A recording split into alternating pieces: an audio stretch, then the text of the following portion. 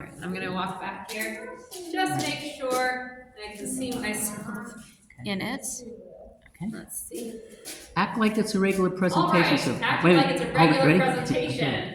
Ladies and gentlemen, children of all ages. My name is Avellina Balestri. I am an author and musician from the Penmar area, from Tawny Town, but I'm so close to the border, kind of counted as Pennsylvania as well. So do a little bit of both. Do a little bit of everything on both sides of the border.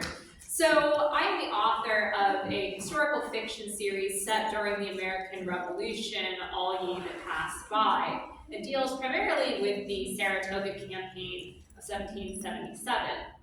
It follows the story of a young man from the north of England, Edmund Southworth, who comes from a Catholic recusant family. And so at this point in English history, this is about 200 or so years following Henry VIII's split with the Catholic Church, the founding of the Anglican Church, and Catholics are basically made to take the Test Act, and Catholics and dissenting Protestants as well, are made to take the Test Act acknowledging the king or queen as head or governor of the church in England in order to participate in various aspects of society, whether that is having a commission in the military, whether that is going to various universities, whether that is running for various offices, voting for that matter, a little bit of everything. They're basically disenfranchised.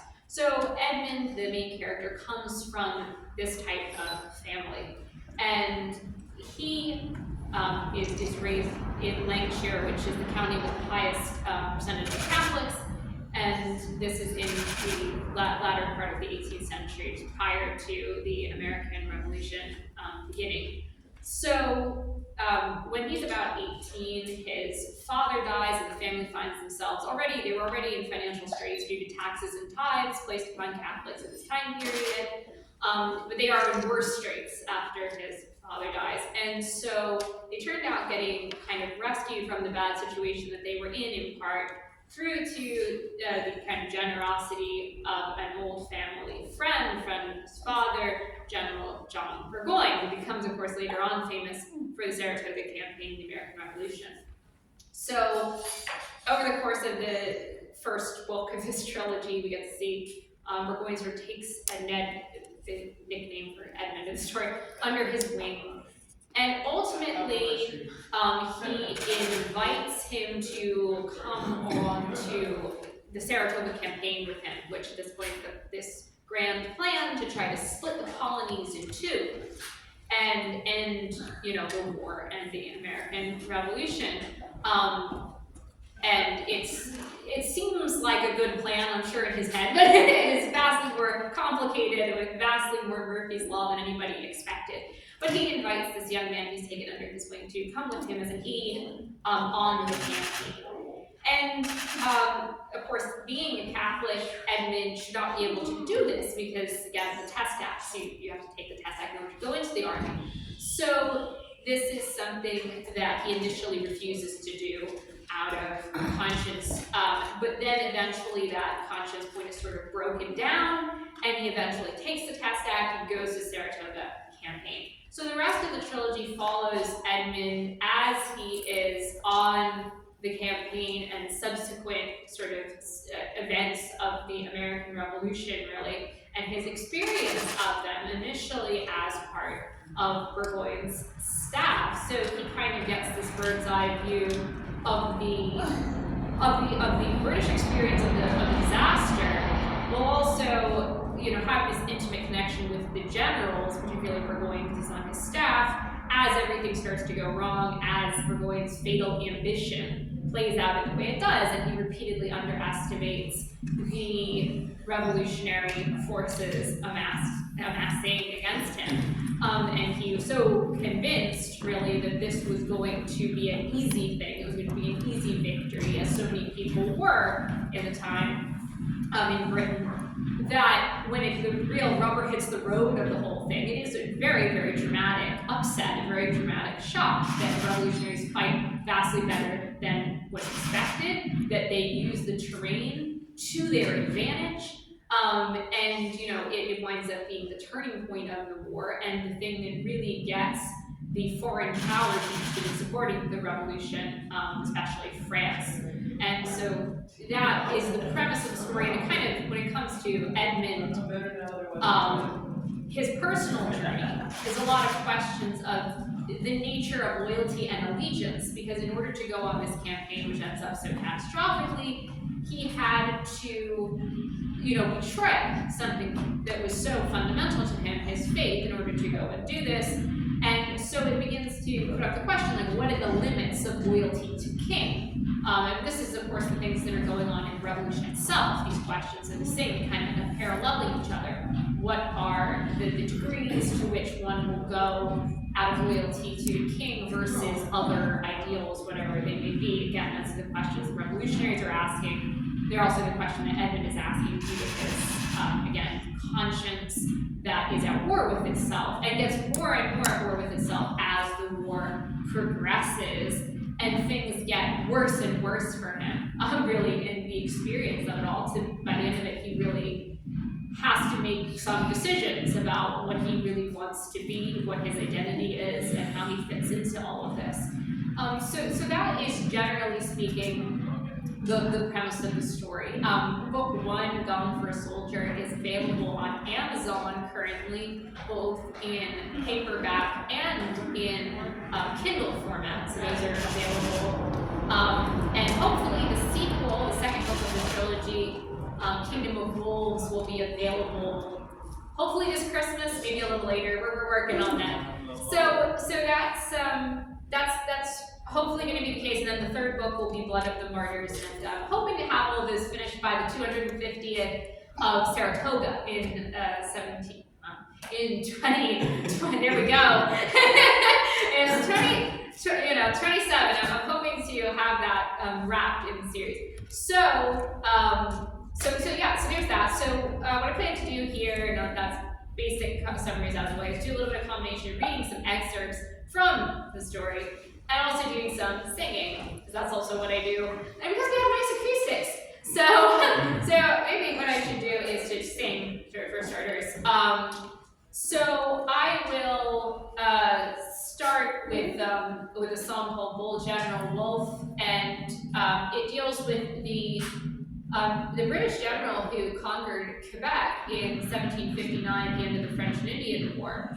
And this, he became a very popular figure, not just in Britain, but across the colonies, because he was seen as the person who kind of saved the colonies from potential French invasion, or secured certain land adjacent to, the British colonies.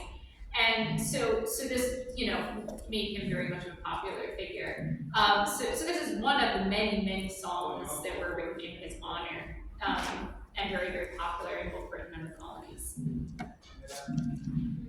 Oh, General, to his men did say, conquer my lands, and you'll follow me to yonder mountains that look so high. All for your honor, all for your honor, all for king and country. Do you see the French in the summit high, while you weep poor souls in the valley lie? Do you see them falling like dew in the sun, through smoke and fire, through smoke and fire?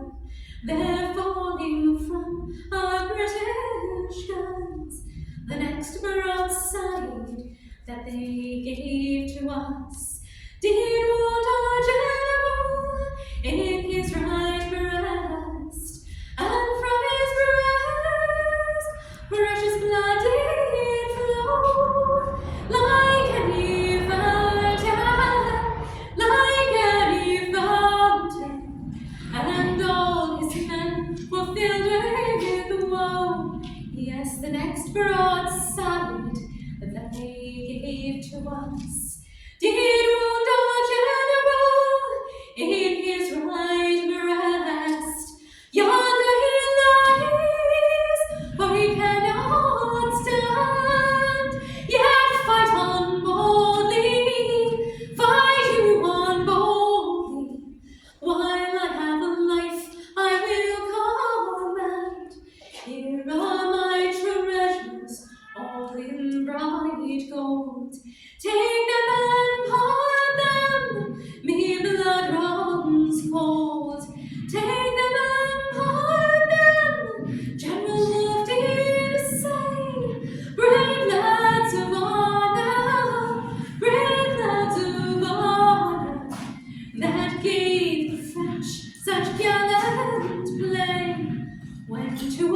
old England, you do return.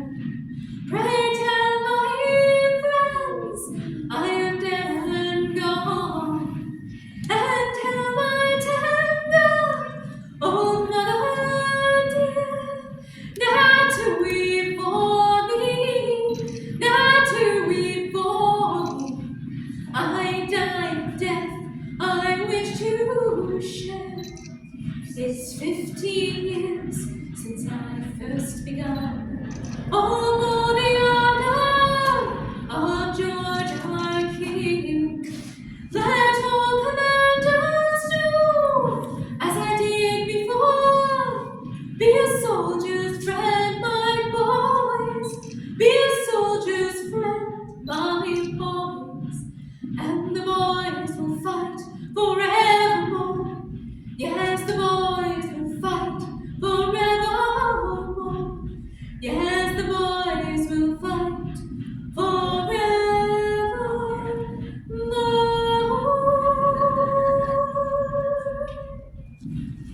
Nice. All right, so moving on to the written section of this. As I mentioned in the little write-up, we have a situation where Edmund, when he's traveling with General Burgoyne initially, when they're friends, and they are basically traveling around to various parts of southern England after coming down from the north in Lancashire, they end up in London. They end up in a London garden party where they end up meeting King George III. So this is his little cameo that I did, which I did work as best I could to try and capture King George's personality, because in a lot of popular culture that just isn't really a thing that is done all that much. You know, we get everything from Hamilton to Turn and so forth, and it's just like there's not really much of an effort being made.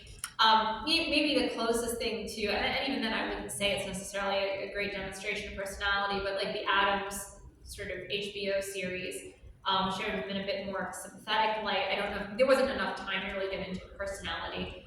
Probably the other depiction that was closest to it was the madness of King George III, but the problem with that was that even though you had some very good scenes, like for example the assassination attempt, that I think captured very well like his personality. So much of it was focused on his later mental health issues that it kind of, you didn't get much time because the focus was so much on the mental health issues to focus on him as a person, as a character. So I tried to kind of do something different than I had seen done in like the vast majority of these productions and show him, you know, in this particular way. All right, so when the weekend arrived, General Burgoyne changed up their routine and whisked Edmund off to an elegant garden party in Westminster. The atmosphere perfectly suited the general, who mixed and mingled amiably with London's stylish elite, as they admired some of the earliest spring blooms sprouting from the warm earth. Ned, for his part, stayed out of the way as much as possible, awkwardly hovering over a punch bowl in the corner. For all his blue blood, he felt more at home at a harvest dance with simple country folk than lavish gatherings with glittering assemblies. As Ned started to fill another glass of punch for himself, there was a sudden fanfare of horns, causing the garden to grow hushed. Burgoyne made his way over to Ned and whispered in his ear, "It's the king, stand up straight." Ned dropped the ladle with a splash and clank. You didn't tell me that, didn't I? Oh, well, surprise! As the band began to play God Save the King, Edmund had the burning desire to hide under the table until the royal visitation was over. This was partly because he realized his white ruffled shirt had been stained with punch, making it look as if he had been stabbed in an ill-fated fencing lesson and his blood ran an insipid shade of pink. The other part was the knee-jerk reaction of any recusant. Most Catholics in Britain might well sing about great George our King to dispense with accusations of lingering Jacobitism.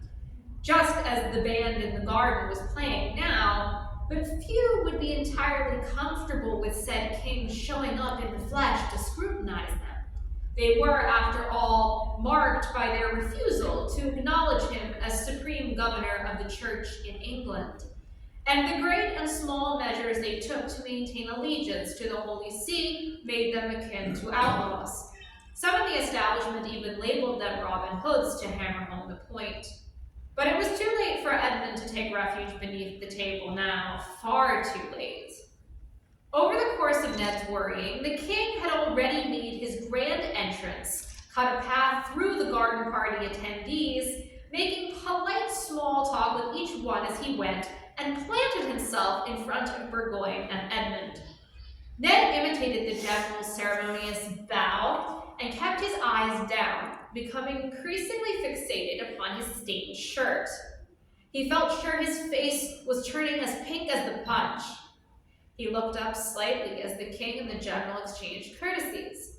Burgoyne was soon gushing and grandstanding, but Ned was in no state of mind to properly process his monologue, beyond something to do with His Majesty's inestimable virtues and Burgoyne's inestimable talents and the colonial troublemakers needing to be put in their place.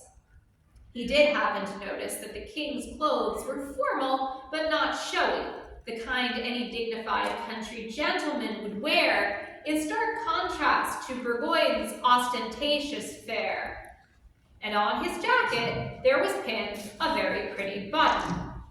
After that, Ned recalled the king turning to him and asking a direct question. He could not manage to decipher what the question was in the midst of his anxiety, but found himself replying, "Yes, sire," followed by "pretty button," and was absolutely horrified by his own voice sounding so childish. He felt Burgoyne nudge him in the ribs, adding to his mortification. The king was looking at Edmund full in the face now, his large blue eyes slightly perplexed, and Ned found himself unable to lower his gaze down again. "Your button, sire. It's very fine indeed." "Indeed," the king concurred in perfect monotone. "It pertains to our patronage of the Handel Society." "Oh, wonderful. Well done," Ned replied, desperately trying to find some conversational footing. I have always admired him, sire." Joy to the world, he was stuttering now. But this did not appear to faze the king, who smiled kindly, warming Edmund inside. "As you may know, our grandfather was the first to stand for the Hallelujah chorus at the performance of Handel's Messiah in London," the king remarked. "Yes, sire," Ned acknowledged, because he found the piece to be so powerful. The king leaned forward slightly.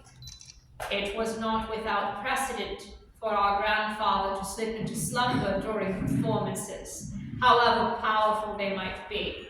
When he found himself roused, momentary confusion mixed with an eagerness to suitably respond to what might have been Rule Britannia would follow." "Ah, we are not, of course, saying that is how it happened," the king stated tactfully. "No, sire." "Either way, we honor the tradition the late king set by standing whenever the Hallelujah is performed, and we are wide awake each time." "Me too," Ned blurted. I stand, and we all stand, because your majesty stands, and it's fitting we should do so, for the King of Kings." "Yes," the king said.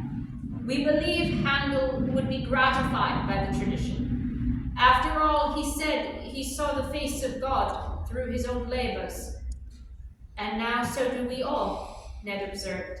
Indeed.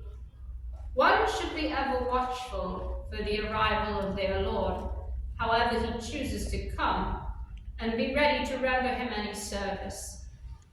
The king's expression grew wistful.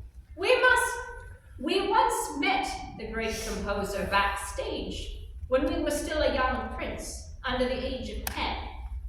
He seemed flattered by our enthusiasm for his work and said, "While that boy lives, my music will never want a protector."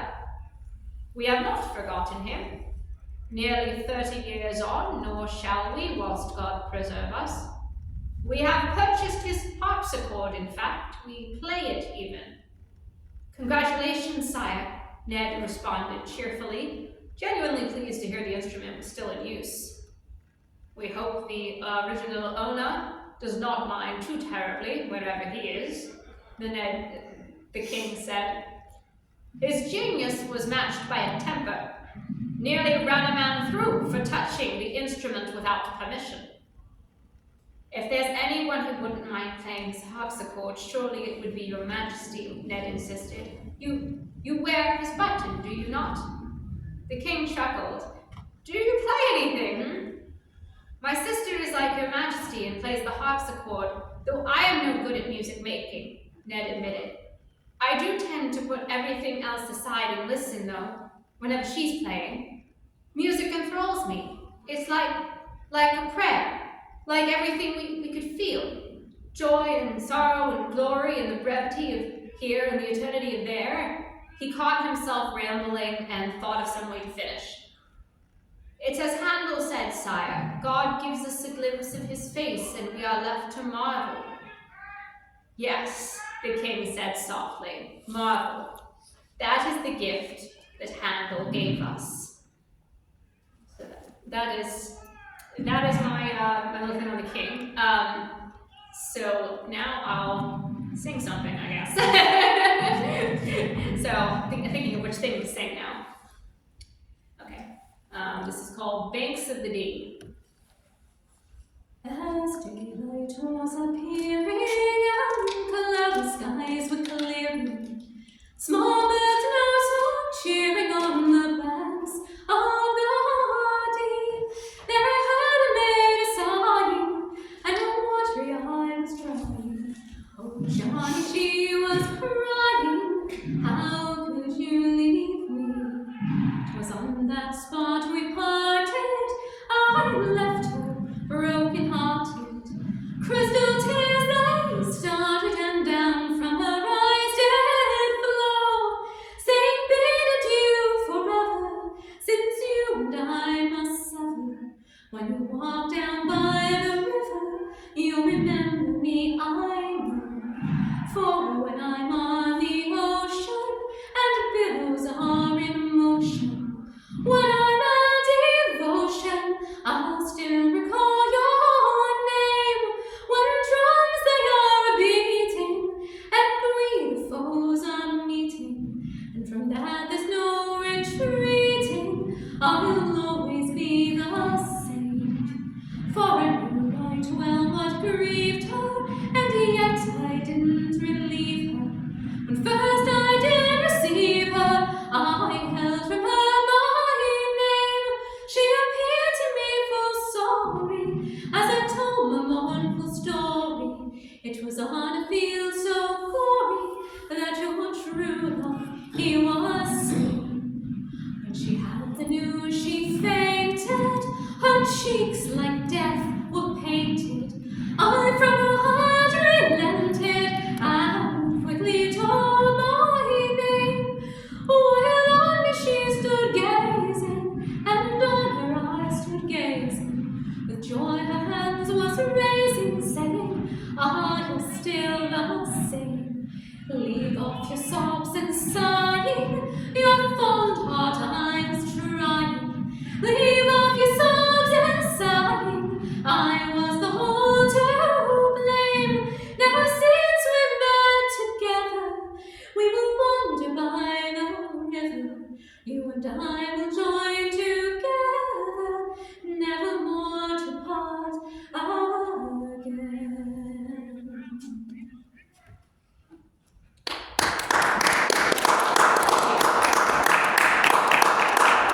All right, so looking at what we're up to now. All right, I have multiple options of things to read. This is what comes from writing a trilogy. There's multiple options of things you can draw from with regards to these things. I'm just looking at my options. So I don't know if anyone here has heard of Lord George Augustus Howe. out from the French and Indian War. It becomes a very famous figure before Wolfe was the famous figure. How would we know that? Yes, exactly. How would you know that? I am here to explain and answer how. So basically, you know, William and Richard, the Howe brothers who make a splash during the American Revolution, well, they had an older brother who was considered way more awesome, quite frankly, and he was considered kind of the darling of the age, the idol of the army and all of the rest of it, and he manages to be kind of like one of the only people who can kind of bring together the regulars and the colonial troops during the French and Indian War. He has a very hands-on persona. He's called the Young Lord because, you know, he's the Young Lord. But, you know, he just has this way of being able to both be the dandy, the person who dresses up and is essentially the Scarlet Pimpernel. Well, basically, you have parties back home and doing all of the debonair stuff. But then when he comes to the colonies, he totally drops it. He, you know, dresses in his buckskin and he goes out there and he sleeps on the ground alongside the scouts, and you know, he brings his own cutlery, washes his own clothes, crops his very fine hair that everyone thought was very sign of his handsomeness and everything like that. And he just goes all in on it, and he's determined to get the regulars and the colonials to work together against the common enemy and really learn how to work with the wilderness on their side. So this little sequence is basically a reflection back on Lord Howe, because the character, Richard, is basically reflecting back on the fact that he is in the British Army at this point, the Saratoga campaign.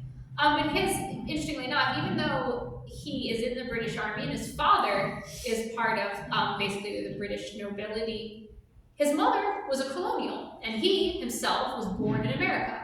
And so he has this complex relationship with the situation, you know, as is so many of the cases, it's a civil war essentially. So you have a situation where people are indeed caught in this mix of things happening. And so he reflects on when he was a little boy. When he was a little boy, he met Lord George. And so this is a little story of that reflection. So he's in New York at the time. He's giving a little talk to some loyalist recruits, and he's trying to kind of appeal to the fact that, you know, they are colonials, and he's saying, I'm kind of a colonial, I was born in these colonies, and this is my reflection on Lord Howe. When my father purchased land up here in New York, he befriended the illustrious Lord George Augustus Howe, the rising star of the regiments and the diamond of his dynasty, eldest of 3 sons. He was one such man of insight, and in him was all that was worthy in a patriot, and all that was pleasing in a gentleman. Young he was and full of life, eyes gleaming and hands strong. He was the most solemn in his serious and the most jovial in his joy. He was at an age when others go to learn the art of war, but at once appeared a finished statesman and general, sober, temperate, modest, and active. Upon his arrival in America, he entered into the spirit of the country and the enemy he was to engage. He won the adoration of all, officer and soldier, young and old, regular and colonial, for he treated them all with dignity. Though he was high-born, he ate common fare, setting aside cutlery and sitting upon a stump, learning from his colonial guides, clad in buckskin. He loved wild places and wild people, chatting with the foresters about their manly labors and deigning to dirty his hands on chores around the camp. He cropped his long hair and scrubbed his clothes clean. Fitted with woolen leggings, pale-skinned to be tanned, he was never happier than on the hunt among the hunters. A glance from him possessed a heart for life, as it has done mine.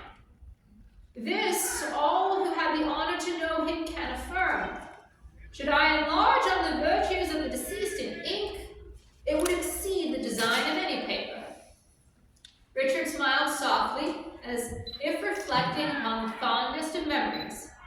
When his lordship first saw me playing in the yard with my wooden sword, he took up a stick himself and, grinning merrily, challenged me upon my honor.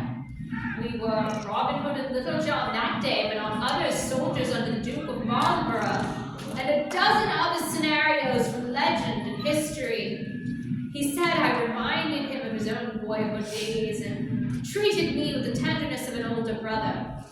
He was always respectful towards my father and gracious toward my mother when he came to sup with us, and we all dreaded his departure for his last campaign. I'll never forget what he told me before leaving, when he found me off alone on a little ridge behind the house. With his hand on my shoulder, he said, "Our Saxon ancestors had a saying, that hardship is no hindrance to the English. Yes, my dear, if nothing else, an Englishman is brave, and so you must be, no matter what happens to me." Then he gave me a gift, a hunting horn, with an eagle carved into it, the signet of the Howe family, along with their motto. I tried to blow it, but could not manage. He chuckled and assured me that I would be able to do so when I was a man. Then he picked me up on his shoulders and carried me back into the house. Mother shed many tears when she bid him farewell, as if she knew, when he embraced her, that it would soon be the end of him. Richard brought a hand up to his face and wiped his own tears. We learned of his fate later that week, and many were the tears we shed.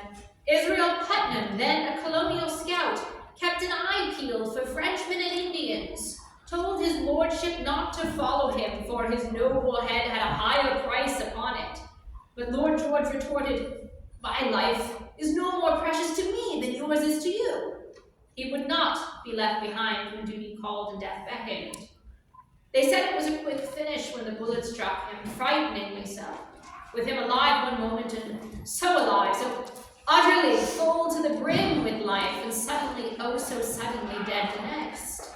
Blood sprouting from his chest, broken-hearted, breaking the hearts of all around him, as Putnam cradled him in his arms, despairing. All wept over the wagon bearing his body back to camp, and cursed the cross that the French posted beyond the parapet to mark their victory. The hero had been harvested too soon before this story seemed done, but as his family motto reads, "Whatever pleaseth God," he shook his head sadly. Brave Wolfe in horror said that the army had been irrevocably reduced, little seeing the signs that he would be called forth to take Quebec, and God be praised, would fall as the conqueror of our age. And tragedy of tragedies, Putnam would go on to battle Britons on a hill outside Boston with William Howe, his late lordship's youngest brother, standing unscathed, though every officer around him was struck down. Strange and sad, given the name Howe means those who hold the hills. He cleared his throat. George Augustus, feared and loved by Britons on both sides of the sea, remains on this continent and shall not rise from here until the last trumpet sounds and the bones of one brave Englishman amongst all the members of mankind are made to live again. Meanwhile, I had tread the land where he fell like holy ground. He glanced up at the sky. I hope the young lord's heaven looks like a great forest with tall trees and a swift sunrise and maybe the scent of good English rain. All right. Oh, it's all grass. Okay. Yeah. You can clap. I was time for clapping.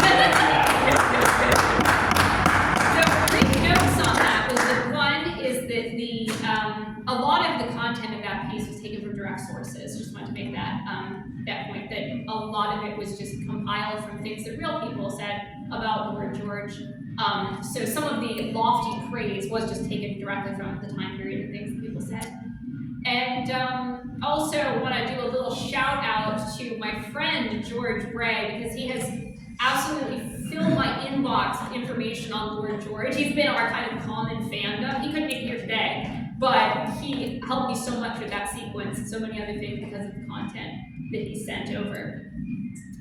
So that, just a thanks to him, a shout out to him. All right, so I guess I'll wrap this up with a song, I suppose. Sir, could you go sit next to it? Just sit on the stools or something like that? Atmosphere? No, I don't want to do that, actually. You Okay, don't we want got to the do that, I really don't want to do that. okay? Okay. I just want to get to my message yet, but I'll let you finish your... You'll get to it after I finish, man. Don't mess with her.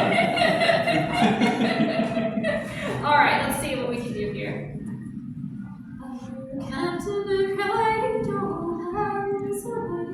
I'm gonna start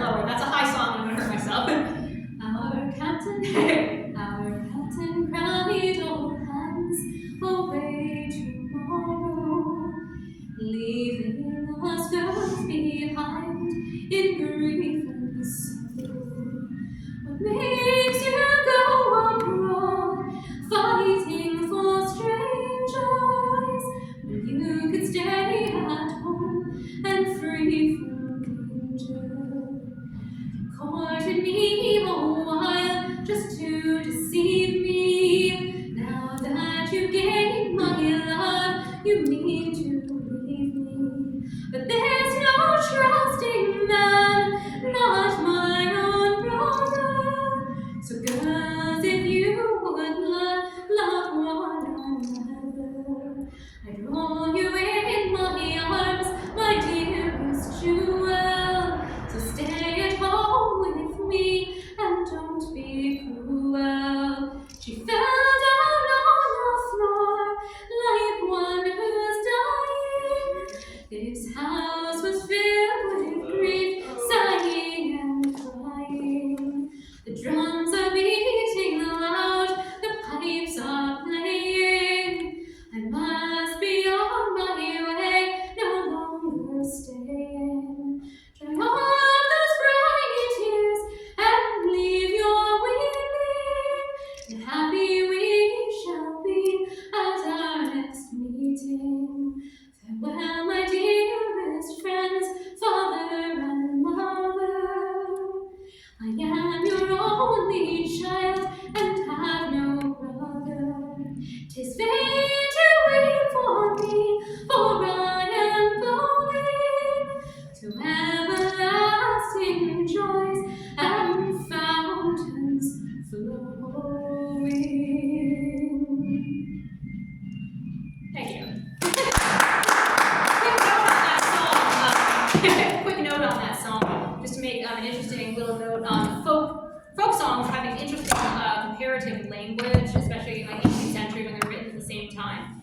The usage of the imagery of fountains. So the song I sang on the intro was Brave General Wolfe, which uses the term fountain when it's talking about his wound, when it's talking about the gushing blood and so forth. So it's this image of death in that case.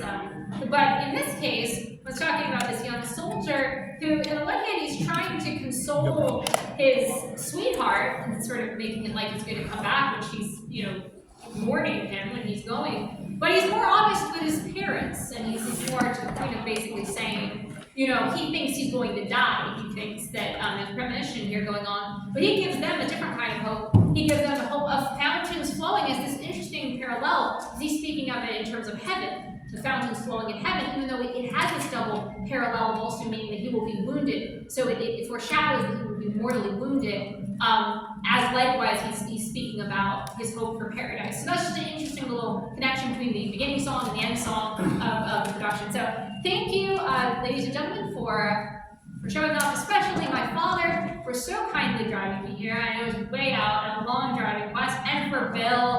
Thank you, Bill, really. And for John as well. Did he? Because also for you as well, for being cameraman. Thank you so much. And thank you again to everyone. I really appreciate it. Thank you.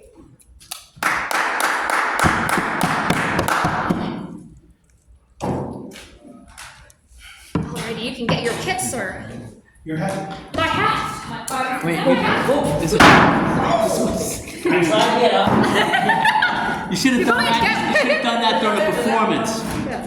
I think you would. Symphony? But if you did that during the performance, you could have dropped dead. Yeah. And you would have been free. The fountain's flowing. The fountain's flowing. Here. Here. I'm actually a bit of. Oh, you could do this. You do this here. What do we do? $20. Yeah. Before. Wait, what's happening?